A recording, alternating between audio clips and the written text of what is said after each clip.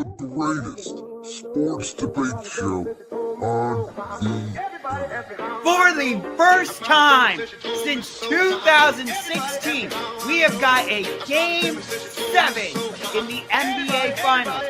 championship rings. Starring Brandon The Philadelphia Eagles are Super Bowl champions. They won the championship ring. I am loving this feud. Don't you dare shit on this. Don't you dare. I'm going to shit on the stipulation of it. Oh my God, the stipulation is fantastic. now. It is a Thursday. It is October 16, 2025. You are listening to episode number 96 of Championship Rings. I am the host of Brandon's World, Brandon Lewis. That is the host of the Sports Room Talk Show, Ungar to the Max, Josh Ungar. We will not be talking NFL or the firing of James Franklin or anything going on in professional wrestling this week because we have a special show for you. And what is that special show, Josh? Well, on Tuesday, the NBA is back. I have been waiting months to say that. Ever since the Oklahoma City Thunder won their first ever championship in June, I was like, okay, how long do I have to wait until NBA basketball is back? And on October 21st, this Tuesday, we get the return when Kevin Durant and the Houston Rockets take on Shai Gilgeous-Alexander and the Oklahoma City Thunder. The Thunder, of course, will be raising their first ever championship banner. And before we get into the preview, I love that they had the Thunder host the Rockets for this opening matchup. The fact that it's Kevin Durant on the other side while the Thunder raise a championship banner, it is absolutely perfect. I agree. I don't think you could have picked a better matchup, especially what we think could or could not be out of the East. I mean, you couldn't really do a finals rematch because the Pacers are not going to be at full strength. You're not going to do a Celtics game because they're not going to have Jayson Tatum to wait in the season. Cleveland is a viable option, but I don't think they have the market appeal as a Kevin Durant. Obviously, I think the Lakers could have been an option, but we know LeBron is hurt and they have another game to start opening night. So yeah, they're hosting the Warriors, and the Cavaliers are going to be on the road because the NBA loves to have the Cavaliers start the season on the road. I don't know the last time we opened the season at home. That's a good point. That's the day after. That's the big Wednesday night game on ESPN. But because the NBA is the second biggest sport, I would argue, in the country, right behind the NFL, some may argue college football, but me and Josh are big NBA fans. And in August, you guys know, we did a special NFL prediction show, and it went over very well with you, the audience of Championship Rings. So we decided to give the same energy tonight to the National Basketball Association. What we're going to be doing is we're going to be going for the Eastern Conference. Then we will go for the Western Conference. At that point, then, our two champions of each conference will be revealed. We will then talk about who will raise the Larry O'Brien Trophy in June of 2026, and we'll finish it off with awards such as the MVP, Rookie of the Year, Defensive Player of the Year, the Most Improved Player of the Year, the Sixth Man of the Year, and the Coach of the Year. Yes. So, Josh, are you ready to begin unveiling our 2025, technically 2026 as well, NBA predictions? Let's get right into it. So, we have agreed that I'm going to go first, so I'm going to lead off with the Eastern Conference, and I'm going to go 1 through 8 based off how you would do. If you want to include the play-in tournament in your predictions, you're more than likely to. I can't stand the play-in tournament, and I think it's a gimmick, and I hate it. So I'm going to go based off who I think are just legit the top 8 teams in each conference. Okay. If you want to interrupt me after each one, go ahead. If you want to wait till I give the full list, go ahead. Either or. If something shocks you, let me know. Okay. As the number 1 seed, I know they're going to be without their point guard, at the start of the year. But with all the other injuries in the Eastern Conference and with the depth this team has, they were the number one seed last year in the Eastern Conference.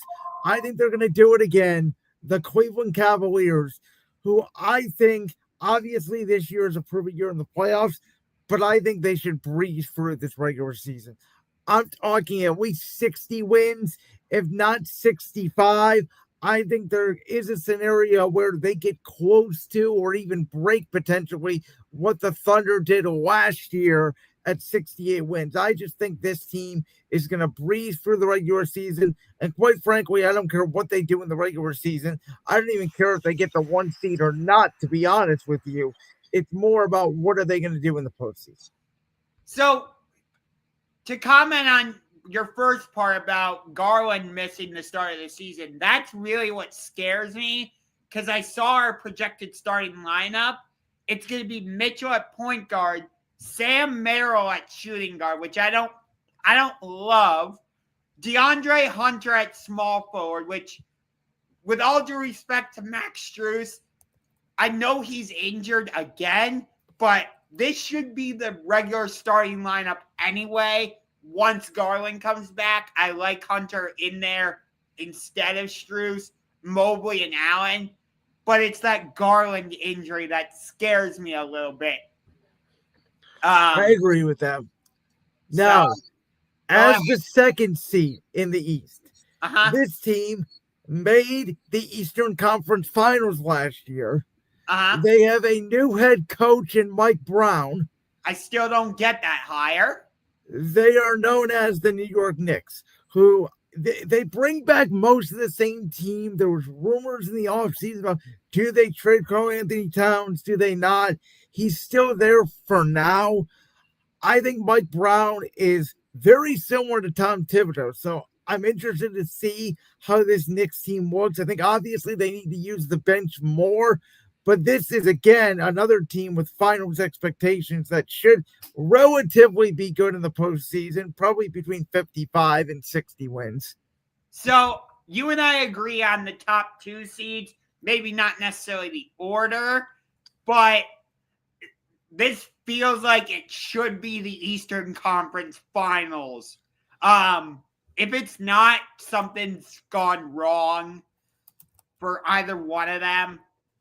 For me, it's that duo of Jalen Brunson and Karl-Anthony Towns. We saw it work at times last year.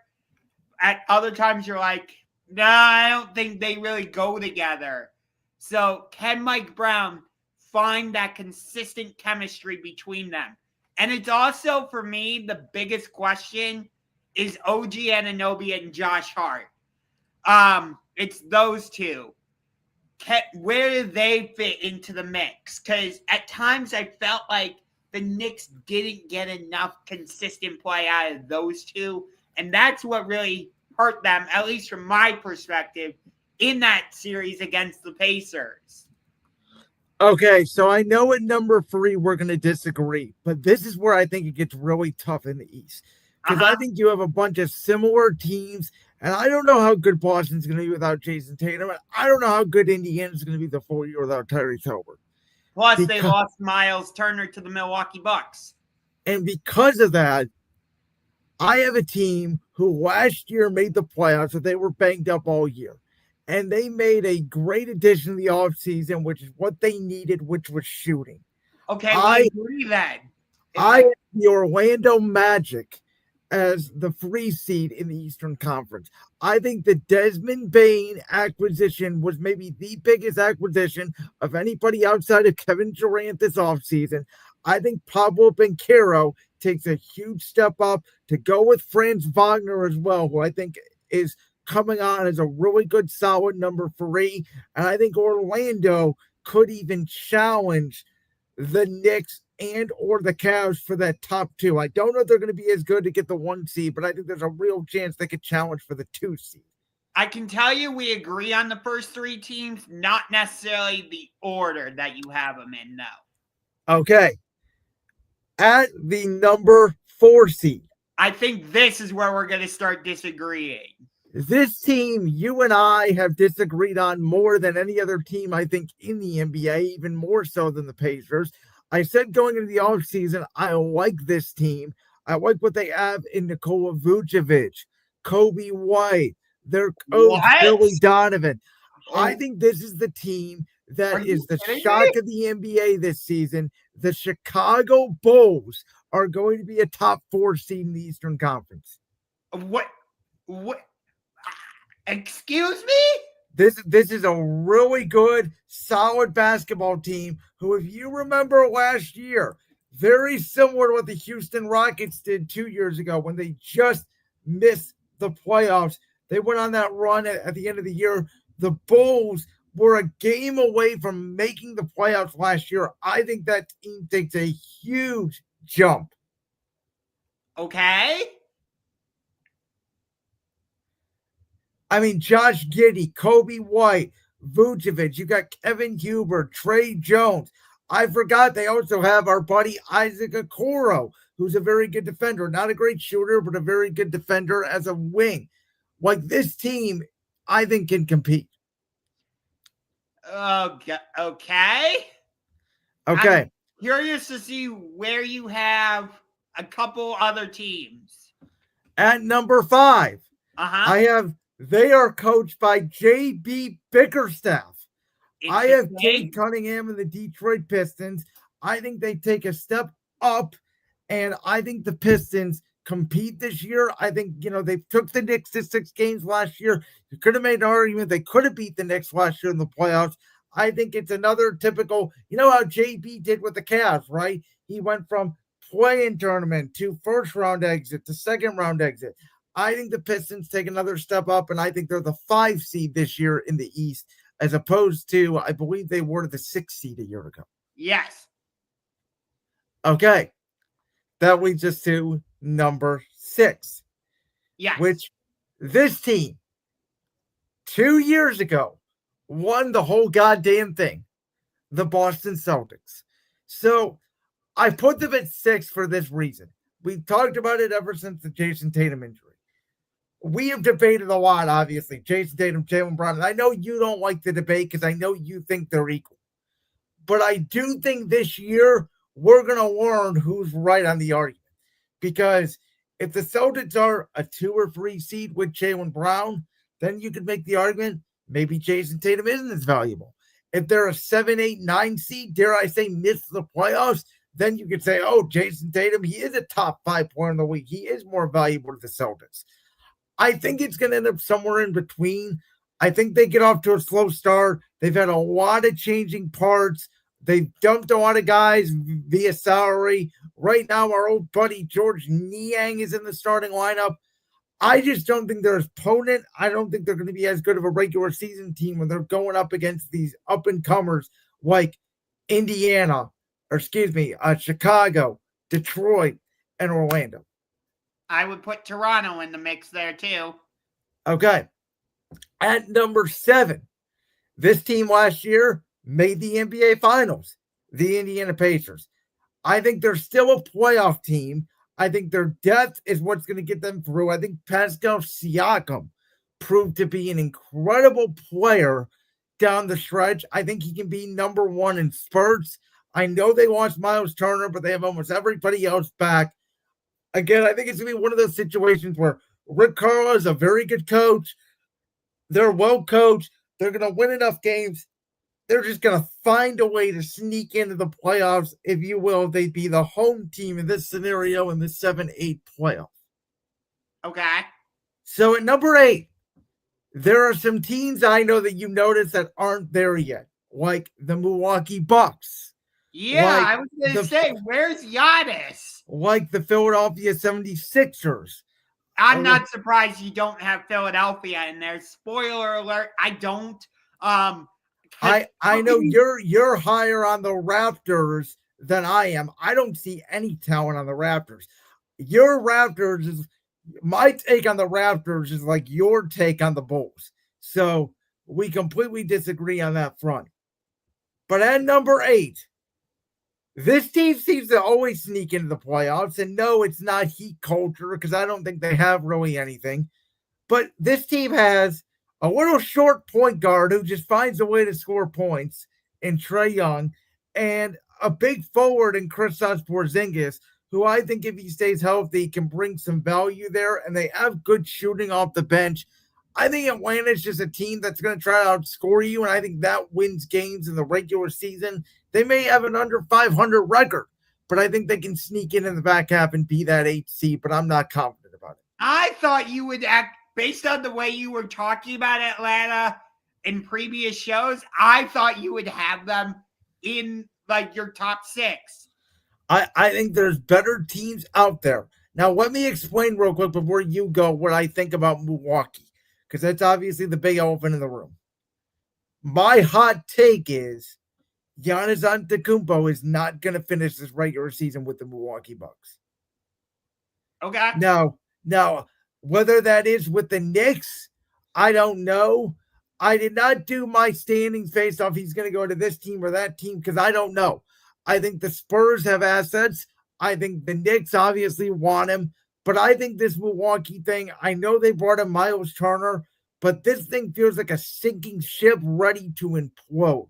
And I think if they get off to, a 2-9, 2-10 start, Giannis is going to request a trade. And I think that it would be a seismic Luka Doncic trade. It may even happen around the trade deadline. I don't know.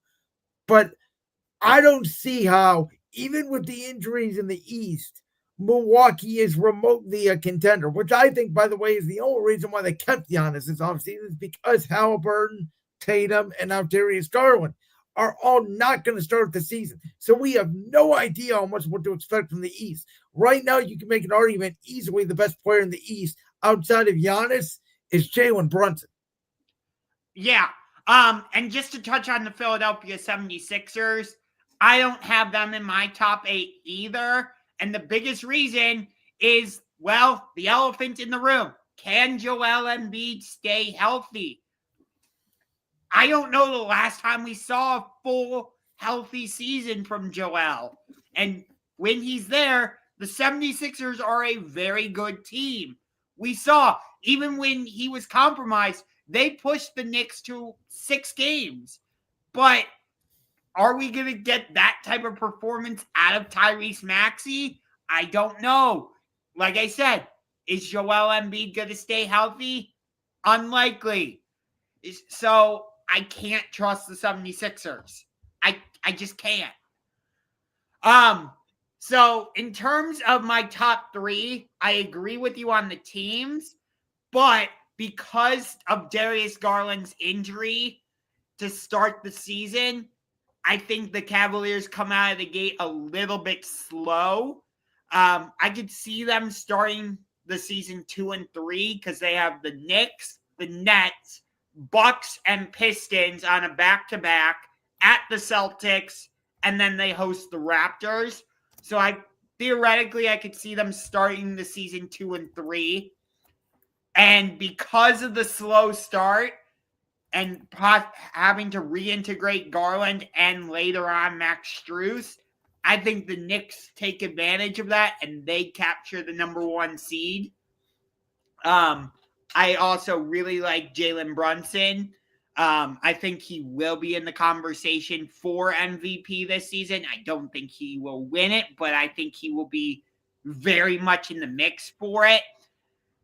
But I really like Jalen Brunson. Like I said, I think Josh Hart and OG Anunoby can fit in. But like I said, when you were talking about the Knicks, that's my biggest question, alongside what you mentioned with Karl Anthony Towns. And then I have the Cavaliers at number 2. So I just flipped 1 and 2.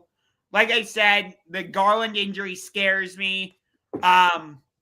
I don't love that we lost both Ty Jerome and George Niang. I would have liked to have kept one or both of them, possibly. Well, technically, they traded away Niang at the trade deadline, so they technically really only lost one. That's true. I would have liked to have kept Jerome. I think he was very good for us coming off the bench. And we're putting a lot of faith in Lonzo Ball being able to stay healthy. I'm guessing we're going to give Jalen Tyson more minutes coming off the bench can he come in his second year and provide some of that wing scoring that we need off the bench? So I just have a couple questions about the Cavs. So even though I don't love the Knicks hire of Mike Brown, I would favor New York slightly to get the number 1 seed. We agree also about Orlando getting the number 3 seed. I really like the Desmond Bane acquisition. I think him and Paolo Banchero are going to be a deadly duo. I cannot wait to watch that. Plus, you have Jalen Suggs, the Wagner brothers. I think Orlando is going to be a lot better this season. And then with the number 4 seed, unlike you, I do not have the Chicago Bulls. I don't trust what they've done. They tried it with DeRozan and Vucevic and Levine, which I don't know why the Sacramento Kings are trying to do that, but they are. But I understand what you're saying about Josh Giddey and Kobe White and Vucevic, but the Bulls, until they take that next step and are like, okay, we can actually put it together and be a competent team, I don't have the faith in them. I wanted to put Milwaukee here, but I have the same question as you. Is Giannis going to stay a Buck this whole season? So at the number 4 seed, they pushed the New York Knicks to 6 games last year. I love Jaren Duran, or I think this is how you say it, Jaren Duran. Yep. Cade Cunningham. I have him, spoiler alert, I have him as most improved player. I think the Detroit Pistons jump way up and get that number 4 seed. I think they'll be like the Orlando Magic from 2000. 2 years ago. Yes. I think they will be this year's Orlando Magic. And then at number 5, they are going to be without Jayson Tatum for most of the year. But I really like Jaylen Brown. I know they lost both Drew Holiday and Kristaps Porzingis, but they won the championship just 2 years ago. I'm not going to simply write them off. I've got the Boston Celtics being that number 5 seed, and I think that would be a heck of a showdown. Pistons, Celtics in the first round. Good God, I'd watch every minute of that. And then at number 6 seed, I think this team takes a huge step forward. It's my version of your Chicago Bulls, the Toronto Raptors. I think Scotty Barnes really takes that next step. I really like them. I think RJ Barrett and Scotty Barnes will continue to develop the chemistry I've seen from them. And I think the Raptors take a gigantic step and make it into the top 6. At number 7, I legitimately thought about the Brooklyn Nets. I did. But because I do think the Nets could be a feisty team this season. But I couldn't do it. So at number 7, as much as I hate him because he eliminated us in the play-in tournament here in Cleveland, and he took Oklahoma to the Final Four where they lost to Villanova, I think it was. Or no, that might have been with Buddy Hield, excuse me. But either way, he was a sharpshooter in Oklahoma. Now they have Kristaps Porzingis. I got the Atlanta Hawks. And then at number 8, I did think about Philadelphia. I did think about Chicago. I did think about Heat culture, but no, I got to go with last year's Eastern Conference champion, push the Oklahoma City Thunder to 7 games. They still have Pascal Siakam. They still have Andrew Nembhard, Aaron Nesmith, Ben Shepherd, Obi Toppin. I got the Look. Indiana Pacers as the number 8 seed. So we really don't disagree on anything outside of Toronto versus Chicago. It's mostly the order, and I think I could see either one of our scenarios playing out. So let's go through the bracket right now. I'll go through mine first, Josh, and if you need help, I do have yours written down here if you forget a potential matchup. But for me, it would be Hawks going to Cleveland. I'll take the Cavs. It would be Indiana trying to defend their Eastern Conference crown against the Knicks. I think they would get eliminated in the first round by the Knicks. My one upset in the first round would be the 6th seed Celtics. I think by this point, Jayson Tatum would be back. I think they would have enough to knock off the Orlando Magic. And then I'll take the Bulls in a 7-game series. I think that's a very even series against Detroit. I think home court would matter. That would set up then the Cavs taking on the Bulls in the second round. I don't think the Cavs get shook by Chicago the way they got shook by Indiana. They will have home field advantage in the Eastern Conference Finals against the Knicks, who I think would have beat Boston last year, regardless if Tatum got hurt with the ACL or not.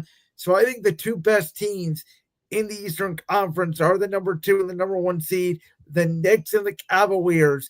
This is a rematch of what would be the 2023 first round playoffs. Might have been 22, but I believe it was 23. No, it was 23 because in 2022, we first lost to the Nets in the playing tournament. That's right. And then lost to the Hawks.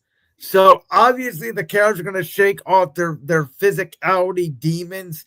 It's funny because Mike Brown would be coming back to Cleveland to coach against the team that he carried to the NBA Finals in 2007. Also had a stint with them in 2013. And I hate to do this. Anthony Bennett was the number 1 pick. Yep. I hate to do this, but I'm sorry, Cavs fans. Until you prove to me in the playoffs you can get to the NBA Finals, I'm not going to pick them. I think the Knicks, for the first time since 2000, will represent the NBA in the Eastern or in the NBA Finals. I think they take one last step. I think Jalen Brunson is the Eastern Conference Finals Larry Bird MVP, and I think the Knicks probably do so in about 6 games, winning it in Madison Square Garden. Okay, so for me, I believe it would be New York against Indiana. Okay, New York, Indiana. Because of the Tyrese Haliburton injury, I know Rick Carlisle is a heck of a coach. The Pacers took out the Knicks in 6 games, but I have the Knicks winning that series. I'm going to say Indiana, even without Haliburton, Indiana pushes that series to 7. And then your next matchup would be Trae Young in Atlanta going to Cleveland. Okay. I would have this series circled because I want revenge for that 2022 and play-in tournament. This is another one where I have a grudge against the Atlanta Hawks. So I have us absolutely destroying the Hawks in 5. I know the Hawks have given us trouble over the last couple seasons in the regular season, but I think But in the playoffs, you can beat up Trae Young physicality-wise. They're not going to blow the whistle, which is the big difference. Yes. I do think Kristaps Porzingis could give us trouble, but I'll give Atlanta 1 game. Then this is a very interesting matchup. 2 young teams, Toronto at Orlando. So this would be a rematch of 2019 first round, which the Raptors won en route to winning the championship against the Golden State Warriors. But as much as I love Toronto, I love the chemistry that Paolo Banchero and Desmond Bane are going to have this season. And Franz Wagner is going to play off of that very well alongside Jalen Suggs and Mo Wagner. So I have Orlando winning that series in 6. And then you have Boston as the 5 seed going to Detroit. Okay. So by this point, I would expect Jayson Tatum to be back. And as much as I want to push the Pistons into the second round, Not when you're going against Jaylen Brown. Not when you're going against hopefully a healthy Jayson Tatum and Derek White. They still have Joe Mazzulla as their head coach. I got Celtics.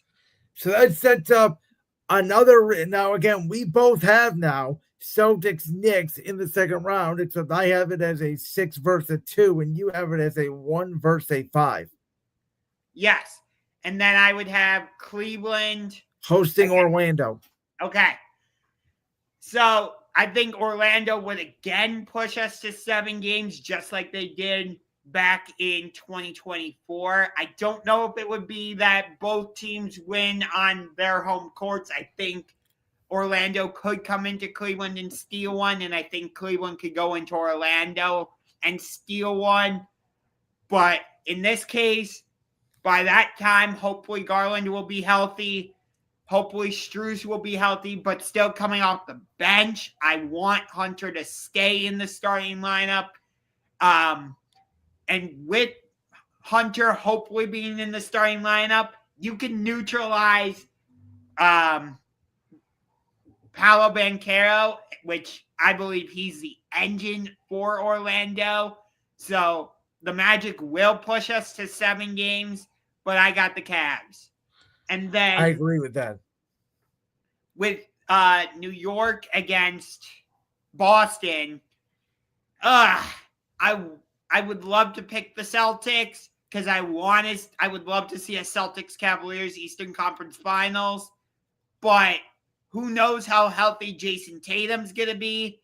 And like I said, without Porzingis and Drew Holiday, as much as I love Joe Mazzulla and Jaylen Brown, Derek White, I just think the Knicks are the better team. So we end up with the same Eastern Conference Finals. Which is not good for either of those two teams. Because if you remember, we both picked Cleveland and Boston a year ago. We picked Milwaukee and Boston 2 years ago. And neither of those matchups happened. Yes. But unlike you, for the first time since 2018, your Cleveland Cavaliers will be in the NBA Finals, and they will do it without LeBron. And will the Eastern Conference Finals Larry O'Brien Trophy winner be Donovan Mitchell? No. Will it be Darius Garland? No. It will be the guy who you believe has to step up and really be the centerpiece of this team. And I think he will in the Eastern Conference Finals, going against Cat from USC. I love this. Number 4, Evan Mobley. I can't get there, Josh. You're more optimistic than me. Do I think it absolutely should and needs to happen? Do I think the Cavs overall are better than the Knicks? I do, especially when healthy. I just need to see them prove it to me at this point in the playoffs, because that's one of the reasons why this regular season for me for the Cavs is one of the least exciting in a long time and has no merit because of the way we filtered out in the last 2 postseasons. No, I totally understand your concern. And I did have a bit of skepticism putting the Cavs in the NBA Finals. Trust me, I really did. But I just, for me, it's more so about the Knicks rather than the Cavs. I think for both these teams, if they're going to make the finals, this is the year. Everybody else is sort of cleared out of the way. I think we both sort of agree. Even if you think Giannis and Milwaukee are going to be together the full year, they're not on a Cavs or a Knicks level. Yeah. But the thing with the Knicks is I don't know how much more they're going to use their bench. That's why. Yep, that's the biggest question. Now, Mike Brown did have a history of using in Sacramento, so that's where I'm at. Yeah. I think the Western Conference is where we're going to disagree more. Okay, so let me get mine first, the way we did for the East. Now, I will say this right off the bat. The LeBron injury, which I'll be honest, I thought it was AI created at first. I didn't believe he was actually going to be out 4 weeks. But I think that significantly changes where the Lakers end up in the West, and by virtue changing the middle order of the Western Conference, which is so deep. And you can make a case for about 12 teams. We got to narrow it down to 8. I agree with you. I said it the day the trade was made on game 7 day of the 2025 NBA Finals. I said this team is going to be the number 1 seed in the Western Conference. It's not going to be the Oklahoma City Thunder. It's going to be Kevin Durant, Ahmed Thompson, Sengun, and those Houston Rockets led by Ime Udoka, who I know they just lost Fred VanVleet. Yes, that is a blow, but they still have Eason. They still have Reed Shepard, who I think is going to make a tremendous impact this year in year 2. I just look at this team. I look at the height. I look at the depth. I look at their forward play, which I think matters much more than guard play in the postseason. I think you need big players. And I think Kevin Durant, they're not going to ask him to be a leader. They're just going to ask him to go and score. I think Ahmed Thompson takes over the leadership role. And I love the makeup of this Houston Rockets team. Okay, so I will tell you right off the bat, I actually have Oklahoma City repeating as the number 1 seed and Houston as the number 2 seed. I think that Fred VanVleet injury is huge for them. That's fair. At number 2, a couple years ago, I was completely in love with this team. Oh my God! I thought we could have a dynasty on our hands. Well, you know did what? Say this team could be a dynasty. Well, you know what? They still have the best player in basketball by far. He's the number 2 player. No, he is the best basketball player in the world by far, and it's not even close at this point. He might care about horse racing more than basketball, but he is a phenomenon, and they have good bench now with the likes of Cam Johnson and Bruce Brown. I like what interim head coach Rick Adelman did at the end of last season. They went to 7 games against the eventual NBA champion Oklahoma City Thunder with basically nobody else scoring but Jokic and occasionally Jamal Murray. Michael Porter is their starting small forward, though, since they traded Michael Porter Jr. It's going to be Cam Johnson. Michael Porter is completely gone, thank God, because he's unreliable for them. And I think this team makes a big push in the regular season. I'm taking the Denver Nuggets as the 2 seed. You think Aaron Gordon can continue his heroics then? Absolutely. Yes, I do. I love Aaron Gordon in his role there in Denver. At number 3, they are the champions, the Oklahoma City Thunder, who is not a knock against the Thunder. But I think kind of like the Celtics a year ago, you're going to see them lackadaisical run for the regular season. They're not going to have as much urgency. I just think Houston and Denver got better, and I don't think Oklahoma City necessarily got worse, but I don't think they got better either. And that to me is, I think the other 2 teams got better where they stayed pat. So fair. I think it is a clear, though, those are the top 3 seeds in the West. Then I think there is a gap. The only thing I disagree with you about is Houston and Oklahoma City. I have the Thunder finishing again as the 1 seed, only because of the Fred VanVleet injury. Otherwise, I would have the Rockets, but again, I like Reed Shepard. I like Tyrese. Durant's going to do what Durant does. You got Sengun. I like Ime Udoka. But you just saw how Houston ran offensively with VanVleet. And without him there and his perimeter shooting, I think that takes a big hit for the Rockets. As my number 4 seed, this guy carried this team to the Western Conference Finals last year. He may have gotten exposed in that conference finals. He most certainly did. So we'll see. But I look at it and I go, I think you could throw 6 teams in, and I think Minnesota probably has the most depth out of all the teams that I'm mentioning. And I think they have the most playoff experience, and I trust them the most right now. So I'll take Ann and Minnesota as the 4th seed. Okay. At number 5, this team goes from not even making the play-in tournament last year to the number 5 seed in the Western Conference. They are now represented by somebody who reportedly has came into camp standing at 7'7" tall. That's Victor, how tall he is now? Good God. that's what the reports are saying. Victor Wembanyama and the San Antonio Spurs, who somehow he grew 2 inches this offseason. Don't ask me how, because I don't know how. But if that is true, then Victor Wembanyama may end up being the GOAT of basketball. Because I don't know who's going to stop the guy who's got point guard handles and he can be 7'7". I think this team has such new light after finally not having Greg Popovich on the sideline. No disrespect to Greg Popovich, but I think a lot like we're seeing with Bill Belichick right now in football, I think Popovich was like that in basketball with San Antonio. And they got the young kids coming up.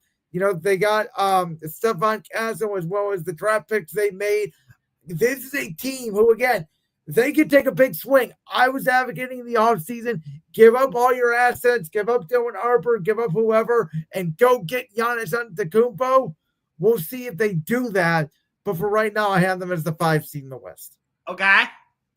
At number 6, this team, I would have them as the 4 seed if a certain number 23 was not going to miss the first month of the season, because I do think this team is very LeBron and Luka dependent. It's the Lakers. This team was not built for just LeBron to be on the court or just for Luka to be on the court. It's built for both. It's a bicycle built for 2. They provide most of the scoring, and I can't have them out of the playoffs because, in my opinion, they still have 2 of the 5 best players in the sport. So it's hard for me to keep them out of the playoffs in that scenario. I'm worried about the depth.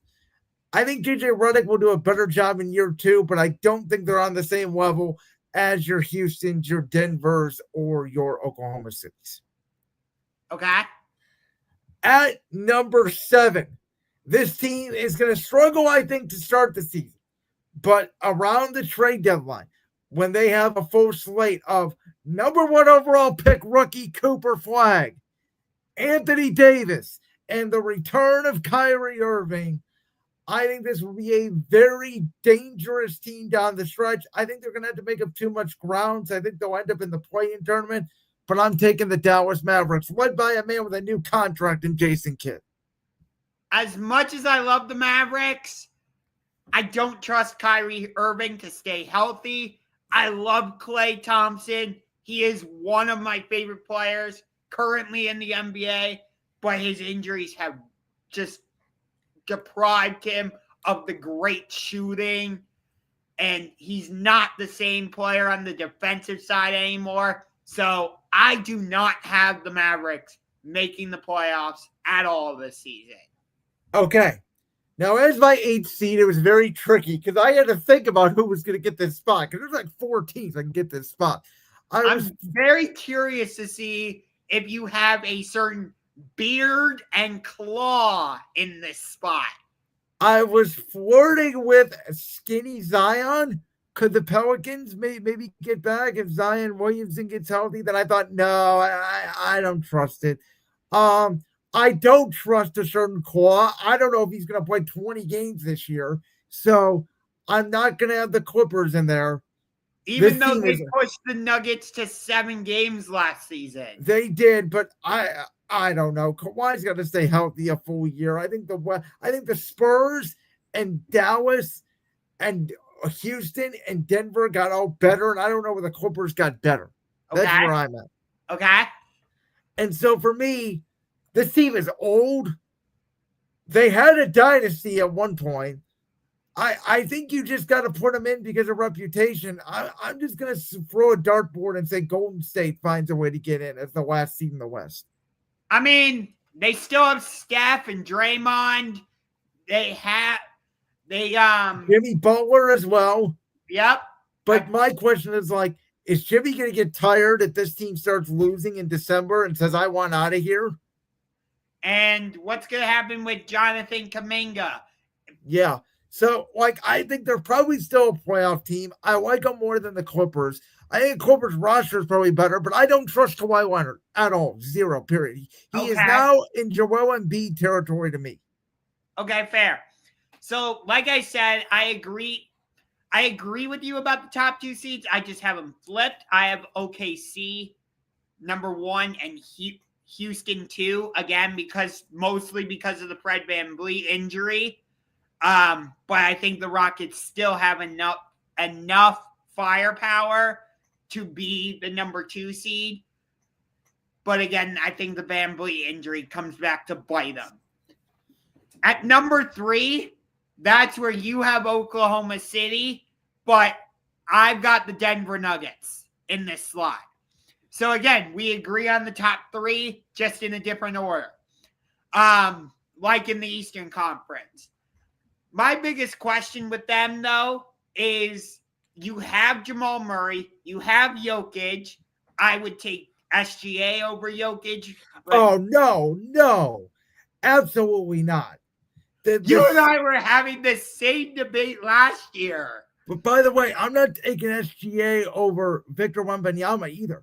If I'm going to start my franchise right now, the first 2 players I'm taking is Jokic, and the second one is Wemby. Because I think size matters.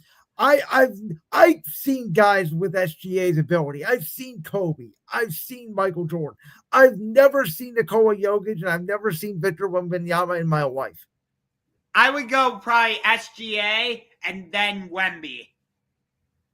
What's your hate against Jokic? What does Jokic not do? SGA is more of a scorer. Jokic could get a 40-point triple-double every night if he wanted to. I don't have anything against Jokic. It's not that at all. I absolutely love Jokic. I would say the gap between those 3 is very small. I totally agree with that. I think it's Jokic, and then I think there's a gap because of his passing. I think that's the difference. I've never seen a guy, he does what Luka Doncic does, and I said I don't understand it because he can't jump.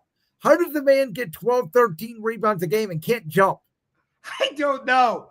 I've never seen anything like him. Do you remember that shot he made? I think it was game 1 of the second round to beat Oklahoma City, where he was about to travel and did that spin around and it banked off the backboard. Yeah, I thought that was Aaron Gordon that won that game 1 against. It was Aaron Gordon who won it, but Jokic hit that shot. Like, you can't do anything to defend that. I think you can defend SGA. SGA didn't even have that great of an NBA Finals. He got most of his points from the free throw line because he's a free throw merchant.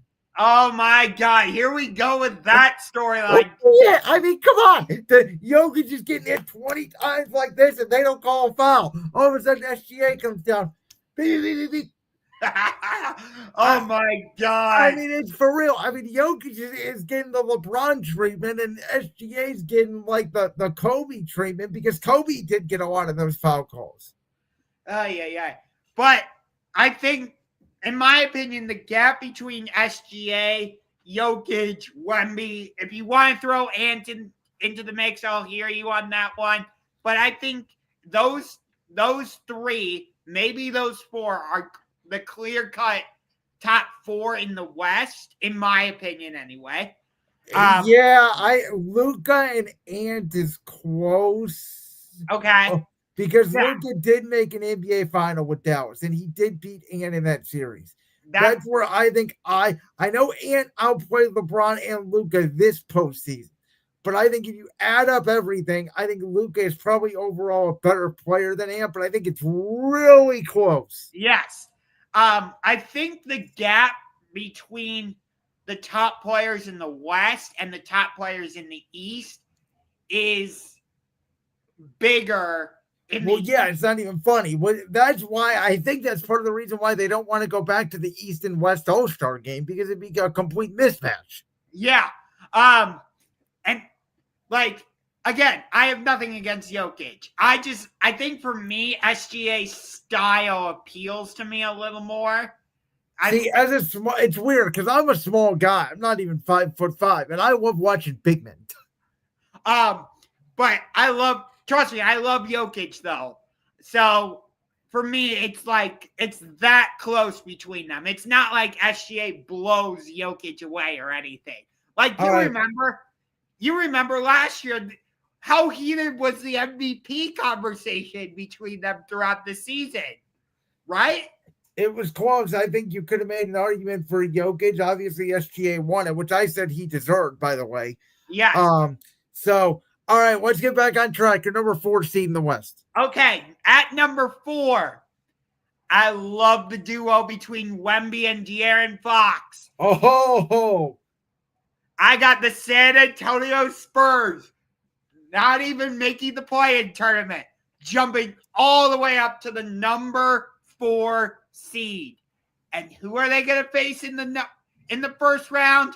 Oh, just Ant Edwards, Julius Randle, and the Minnesota Timberwolves.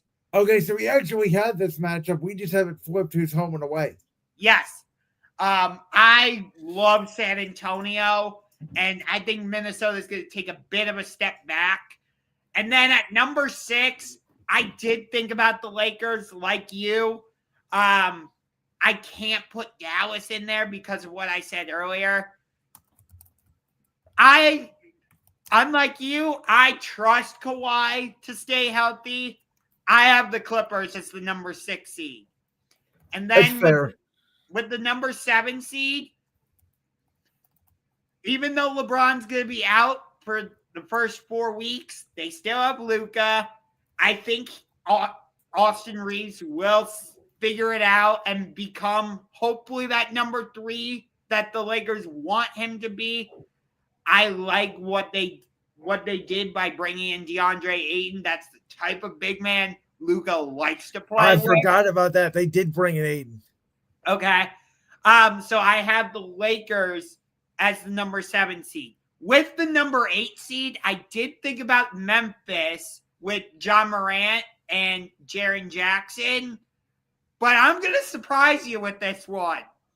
Because I really like what they did by bringing in Ace Bailey and Walter Clayton.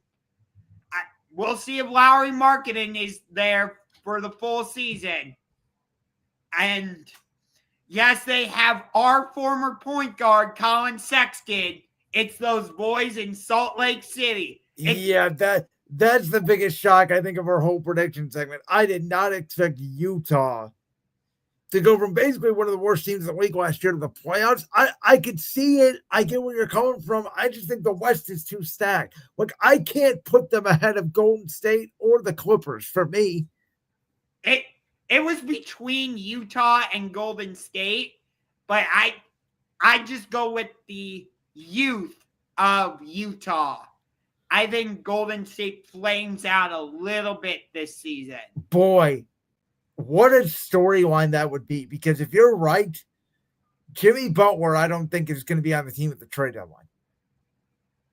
You very well could be right. Trust me, I love Steph Curry. You know, the way he can just pull up and shoot from anywhere once he crosses half court.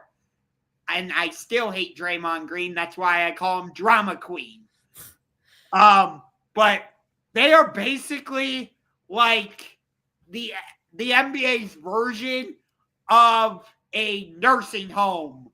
Because you got Steph, you got Draymond, you got Jimmy Butler. They bring in Al Horford. I just don't know if they have the gas to do it again this season. Yeah. Okay, so let me go for quickly my Western Conference bracket. So I'll have the Rockets and Kevin Durant take down his former team in Golden State pretty quickly in the first round. A rematch of last year's first round, but I think Kevin Durant makes the difference this time around. Cooper Flagg will get his playoff experience, but Jokic has dominated Anthony Davis in the past. I think he does it again. Denver will dispatch of Dallas. I think in a match that we all wanted to see last year in the playoffs of Lakers Thunder, I think the Thunder's youth is just going to be too much for the Lakers. And then in that 4-5 matchup, I think the T-Wolves experience, Anthony Edwards has been a killer in the playoffs. I think, again, Wemby gets his feet wet in the playoffs, but they go down. So I do have the top 4 seeds in the West advancing, which would set up then in the second round the T-Wolves taking on the Houston Rockets. And I do think, again, I think the Rockets have a little more depth. I know Anthony Edwards defeated Kevin Durant a couple of years ago when Durant was with Phoenix. I just think this Rockets height with Sengun and Easton and Jabari Smith is going to cause a lot of issues for that T-Wolves team. They have a lot of good defenders. And then I think, listen, they took them to 7 games last year with really nobody else producing for Denver. An NBA champion has not been back to the conference finals since the Warriors did it in 2019 after their 2018 championship.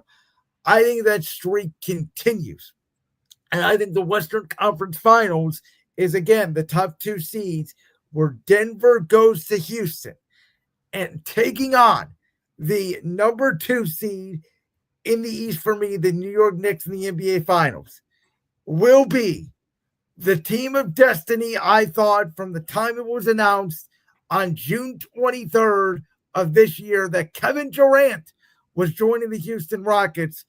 I think this Rockets team, led by a former championship coach who got the Celtics to the finals in 2022, Ime Udoka, gets back there, and the Houston Rockets, the 1 seed, make it all the way to the NBA Finals. Okay. So in my first round, I have Oklahoma City taking on Utah. I like Utah, but OKC is the defending champions. They will dispatch them. I'm going to say in a sweep. So in my 2-7 matchup, I believe I have Houston taking on the Lakers. The Lakers. Okay. We get another chapter in the LeBron Durant story. I think the VanVleet injury does bite the Rockets. It pushes the series 2-7, but I think the Rockets are a little younger, and that allows them to win that series. 3-6. Then your 3-6 will be Denver against the Clippers, same as it was a year ago. Yes. But I don't think the Clippers push this series to a game 7 like they did last year.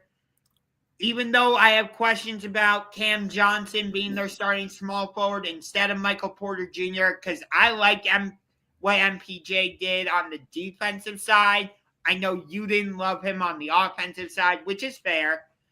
But they bring back a lot of their pieces from that 2023 championship team, most notably Bruce Brown. And that's what allows Denver to get by in 6. And then in my 4-5 matchup, you have Minnesota being the home team. I've got San Antonio, and I know Ant is a killer in the playoffs. He's made it to the Western Conference Finals, I think, twice. Yeah, 2 years in a row. Yep. But they will not make it out of the first round this time. That's going to be a topic. If that happens, that will be a talking point. I will tell you that right now. I've got the San Antonio Spurs advancing to take on the Oklahoma City Thunder in what will be a must-see showdown. I agree with that. I would love to see that matchup. I mean, you got probably Chet Holmgren against Wemby. I don't think they would put Isaiah Hartenstein on him. And then you got SGA against De'Aaron Fox. I love that matchup. That would be must-see TV. But Oklahoma City, being the championship team, I think they have a little bit more depth. I think Jalen Williams is actually the X factor in that matchup. San Antonio will push it to a game 7 because I think the Spurs can go into OKC and win one of the games on the road. And I think OKC can go into San Antonio and win a game on the road. That forces the series to a game 7. OKC wins it and goes to the Western Conference Finals. And then in my 2-3 matchup, Houston-Denver. And this is where I think the Fred VanVleet injury really bites Houston. Because I like Reed Shepherd, but when you're going against Jamal Murray, I'd much rather have Fred VanVleet. I know they have Kevin Durant. I know they have Tyrese, Jabari Smith, Sengun, Amen Thompson. But when you're going against Jamal Murray, Nikola Jokic and the Nuggets, I think you need your full roster, and the loss of VanVleet catches up to them in this series, and you will get a rematch of last year's 7-game second-round series between the Nuggets and the Thunder in the Western Conference Finals. And we haven't had a team go back to the NBA Finals, I believe, since Golden State did it. That's what I mentioned. Yet that's the last time was Golden State 2018 to 2019. Okay. And I think I got Denver exacting revenge. As much as I would love to see a Cleveland-Oklahoma City NBA Finals, I think Jokic comes in. As much as I love SGA, we talked about it earlier, and we just had our little debate. I think Jokic and the depth of the Nuggets is able to overcome Oklahoma City this time around. I will take the Nuggets in 6, and it will be the number 2 seed Cavaliers, going against the number 2 seed Nuggets in the NBA Finals.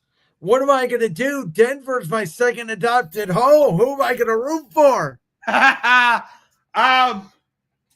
So, as much as I want to pick the Cavaliers, I really want to. I would love to see Evan Mobley hoist that NBA Finals MVP trophy. I think this would be a bad matchup for the Cavs. I don't know if we have a single guy that can stop Jokic. I can't imagine Mr. Pokemon Jared Allen sitting there in the locker room playing Pokemon. Then he's going to go out there and defend Nikola Jokic. Yeah, no thanks. The reason I'm picking the Nuggets is actually not because of Jokic. It's because of Jamal Murray. We've seen him when he gets into the playoffs. He has a tendency to hit some big shots down the stretch. You remember, I think he hit, 2 or 3 buzzer beaters against the Lakers? Yes. 2 games in that series 2 years ago that was a sweep by Denver. Yes.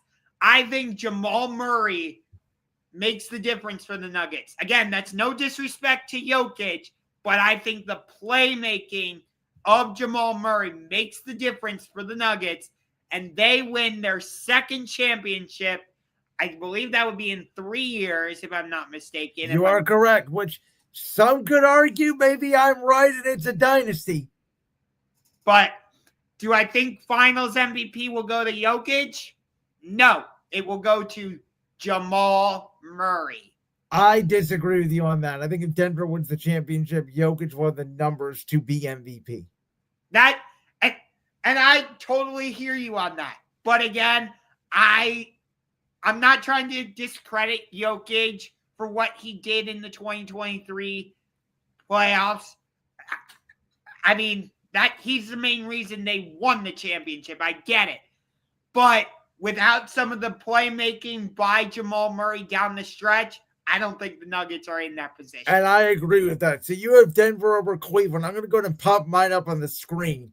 I do have Kevin Durant and the Houston Rockets winning the NBA championship against Jalen Brunson and the New York Knicks. I think that this is destiny for Kevin Durant, who will finally fulfill it by winning an NBA championship, not in Golden State. And I will say furthermore, if this happens and I am correct on it, then that could potentially mean Kevin Durant walks away in the sunset as a 3-time NBA champion, because he's talked about the fact he doesn't want to play till he's 38, 39, 40 years old. I think this Durant thing could be, I'm going to Houston for 1 year, win the championship, and I'm done. Will Houston have gotten everything in there in terms of their investment from the trade, though? Well, you win the championship. I mean, I think it'd be absolutely worth it for 1 year. Was it worth it for Toronto to rent Kawhi Leonard for a year? Yes. That's true, yes. So, okay, let's move on to MVP now. So the NBA season has concluded. We have picked our NBA champion. Josh has the Nuggets over the Cavs. I have the Rockets over the Knicks. But who's going to be the most valuable player in the regular season? I think that answer As much as I want to say it's going to be a Cavalier, it's going to be Evan Mobley, it's going to be Donovan Mitchell, I don't know. I don't think they're going to have MVP as numbers to get there. I don't think the week is going to want to give it to an SGA again or Jokic again. I don't know if Luka's going to have the record enough. I thought about Wemby, but I thought is a 4 seed going to be enough for an MVP? Because outside of Russell Westbrook, we don't really see that. Wemby would have to have an incredible stat line of like 35 and 12 a game. So I think this guy. I think he would have an argument though, because like San Antonio wasn't even in the play-in tournament last season. And then we both have them jumping into top 5. Yes. But I think this guy is the heartbeat and the soul of one franchise. I think it is clear that he, averages 30 a game. He's the reason why they're in this position. I have this team going to the NBA Finals in the Eastern Conference. I think Jalen Brunson stays healthy enough. I think the media is going to fall in love with the Knicks story as they fight for the number 1 seed, like you were talking about. And I think Jalen Brunson wins his first NBA MVP. So I really gave a lot of consideration to Jalen Brunson, but something about it just doesn't quite sit right for me. I'm not sure how well he's going to get on with Mike Brown, and we'll see how that partnership goes with him and Cat. I do think it'll be enough for the Knicks to get the number 1 seed, but in terms of MVP, not quite. I thought about Ant, but then I was like, yeah, Minnesota doesn't quite have that same appeal. You gave him consideration. And because I have this team coming from not even making the playoffs to making it to the second round and pushing the Oklahoma City Thunder to a Game 7, like you said, he might have grown 2 inches over the offseason, which could be really scary if, in fact, that's true. I got Wemby winning MVP. I like it. And again, I don't know. I feel like he'd have to have over like 33 a game to be considered MVP, which he could do. He very well could. I don't think he has to put up those type of numbers. I think it could be kind of storyline driven a little bit with the Spurs. Here's my thing. If he has like 27 or 28, but Jokic, is going to average 32, 33. So why couldn't you just give it to Jokic again? That part is true, but it could be a bit of I'm trying to think of the phrase. Voter fatigue, but it's not because SGA won it last year. I still think you could get a case of voter fatigue, though. That's fair. I also tried to go with someone different. I mean, I think SGA, Jokic, Wemby, Wemby would be different, but I think those two are certainly the front runners. And I think Ant may be third. I definitely understand why you picked Jalen Brunson. I don't necessarily disagree with your reasoning. I mean, it's a shot in the dark. I went with someone different. And let's face it, the NBA MVP isn't always the best player. James Harden's won a couple. Russell Westbrook's won one. There hasn't been one solid year, I don't think, where I've said, oh, that guy's definitely the MVP of the week. Yeah. Over the last couple seasons, we were really debating whether it was SGA or Jokic. And I think the funny thing is, the years Jokic won the back-to-back, I was advocating for Joel Embiid. And the year Embiid won it was the year I was advocating for Jokic. Yeah. Didn't Giannis win MVP one season, or am I mistaken? He won back-to-back, 2019 and 2020, which I advocated for the 2021. Remember, that was the COVID year. I thought LeBron should actually gotten that one because he got the Lakers to the 1 seed. Let me throw a name out there because I want to get your thoughts. Do you think there's a chance Paolo could win MVP? If they get the 1 seed, yeah. I don't think it's a 3 seed. He would have the household name to go up against the guys we just mentioned. But if he went on an incredible stretch where, again, he's at the 30 points, 10 rebounds, Orlando's got 55 wins competing for the 1 seed, then yes, there's a chance. Fair enough. Okay. I don't even think this is a debate. It's going to be Cooper Flagg for Rookie of the Year. I think he's going to walk in and average 18, 19, 20 a game, 6 rebounds, 4 assists. You're going to see him get better as the year goes on. I think they're going to experiment with him maybe at point forward to start while Kyrie is out. Then they're going to transition him more into the point forward more role.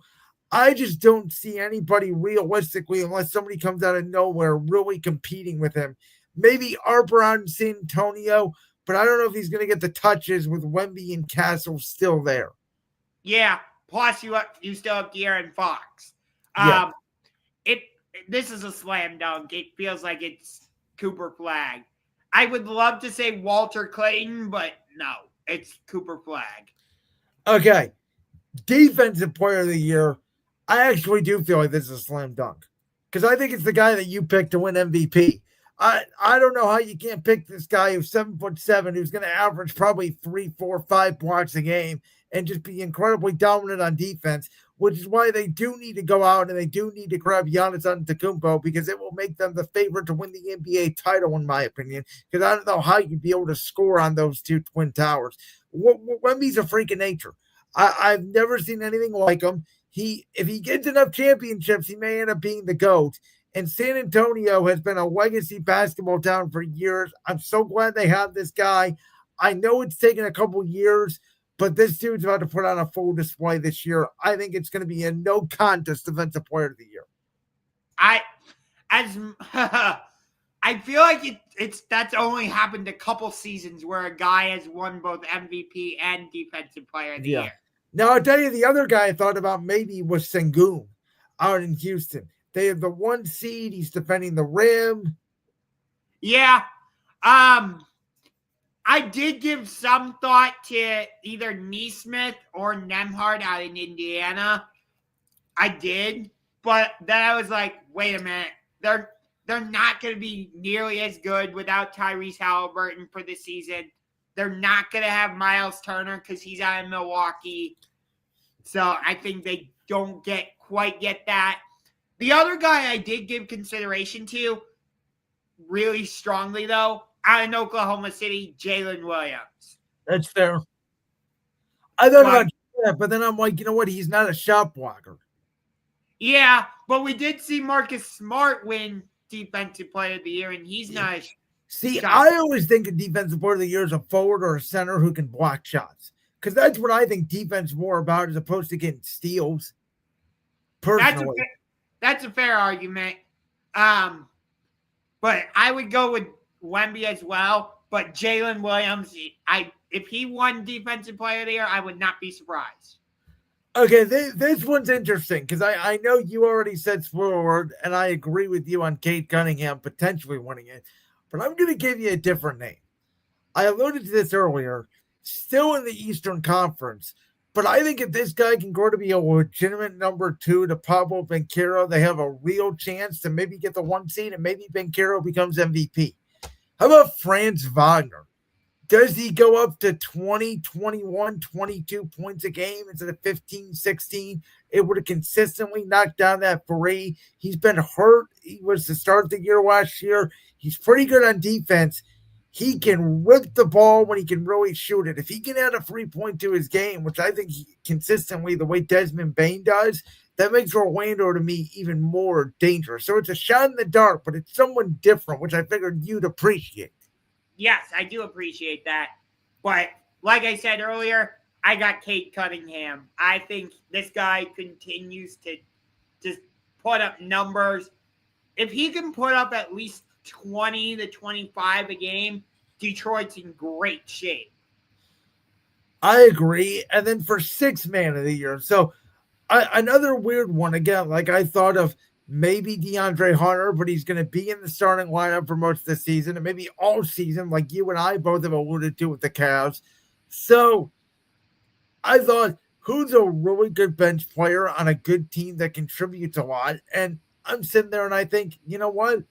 I'm going to go with Naz Reid from the Minnesota Timberwolves, who always seems like when you need to get a bucket, when Ant's struggling, or, Rudy Gobert, who's a good defensive player, he's always in the DPOY conversation. You know, when they just need a bucket, it always feels like to me they go to Naz Reid. And that guy in a clutch situation can make big shots. I don't know if he's going to have the points to do so. And there may be some guys I'm not thinking about, but that's a guy that came to mind for me. So I'm going to go with it. So I'm going to go with another guy in the Western Conference. He was a key contributor for the Nuggets in their championship run from 2023, coming off the bench when Jamal Murray needed a breather. He's back with Denver. I got Bruce Brown. I like it. My question is going to be, what's he going to score? Because I don't think he's going to score any more than like 12 points a game. He might not necessarily need to. But I don't you? Maybe I'm wrong. I think a six man is the guy that scores 20 points a game off the bench.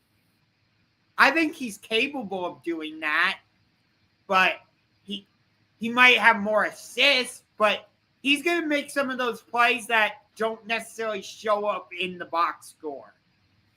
And then finally, Coach of the Year. I think this is a debate between the guy out in OKC, Dagnall, Ime Udoka in Houston, Kenny Atkinson for Cleveland, certainly going to be up there. Rick Adelman for the Nuggets is going to be up there. But I'm going to go with the guy who was fired last year in Sacramento. You had them as the 1 seed. I had them as the 2 seed. I think if they get anywhere close to where our expectations are, from him to be fired in Sacramento to go to a new team, that's what uplifts it for me. I'm going to give it once again to Mike Brown, who I think finds a way to get the most out of the Knicks bench. Didn't he win Coach of the Year while he was with Sacramento? I believe his first year, yeah, when they were they the 2 or the 3? They played Golden State. I believe they were the 3 seed that went to a Game 7. Curry went off in that Game 7 2 years ago. Yes. So in terms of my Coach of the Year, he led the Orlando Magic to the 5 seed. Okay. And pushed us to a Game 7. They were riddled with injuries, yet he still found a way to get them to the number 7 seed against the Boston Celtics. I got Jamal Mosley. I like it. So that was our 2025 NBA prediction show. We went for the entire East 1 through 8, the entire West 1 through 8, the main awards of the year, and we picked our NBA final prediction. So we're going to hold each other to it, just like we do with the NFL the whole year.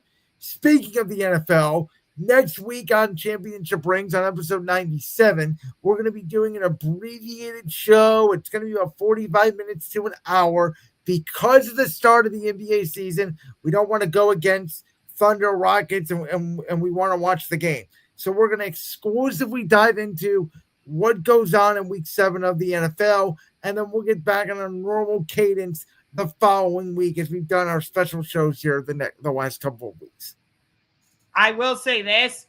I think that Buccaneers-Lions game on Monday Night Football could decide the number 1 seed in the NFC. I originally thought that would be the Monday Night Football game in week 10 between the Eagles and Packers. But now I think this week 7 Monday night matchup between the Buccaneers and Lions in Detroit will decide who gets the number 1 seed in the NFC. Especially if Tampa wins. I don't think you're wrong. I'm excited to see. There's a lot of interesting games in week 7 that we'll break down on Tuesday. But for Brandon Lewis, the host of Brandon's World, for Josh Ungar to the Max, the host of the Sports Room Talk Show, this has been episode 96 of Championship Rings. This was our full 2025 NBA predictions. The first time we've done a full NBA prediction show. So if you like it, make sure to leave a comment. Hit that subscribe button, like Josh Ungar would say, like a UFC fighter. And with that, this has been Championship Rings. You have anything else to add, Josh? I do not. All right. We'll see you next Tuesday where we will break down week 7 in the NFL. A salute to you. The NBA is back.